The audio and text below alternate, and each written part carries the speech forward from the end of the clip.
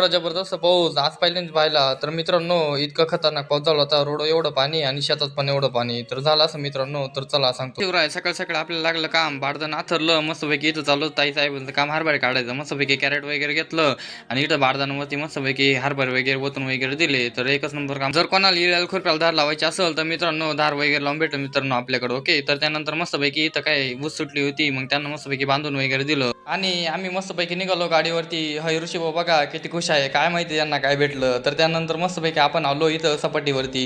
तर मित्रांनो, आपली सपाटी बरं का, सपाटीचा नादच करायचा नाही. त्यानंतर मस्तपैकी आपण आलो इथं नवनाथ भाऊची इथं, कारण की त्यांची होती घरभरणी. तर नवनाथ भाऊची भेट वगैरे घेतली, त्यांना मस्तपैकी एक शाल टोपी घालून त्यांचं स्वागत वगैरे केलं आणि त्यानंतर मस्तपैकी त्यांची भेट घेऊन आपण गेलो डायरेक्ट जेवणाला. जेवणावरती ताव मारला मस्तपैकी, बुंदी उसळ भात डाळ भात मस्तपैकी खाऊन एकच नंबर वाटलं. तर त्या मामांची वगैरे भेट वगैरे घेतली आणि घरी आलो. काय हे दाजी वगैरे आले मस्तपैकी. बघतोच काय चिटकल पुटकल पाहुणे चपला किती मोठ्या घालताय, आपले बघून हसताय. तर मित्रांनो, इथे एकच नंबर पाऊस झाला आता, रोड होते एवढं पाणी. तर मित्रांनो, नुसतं व्हिडिओ बघू नका.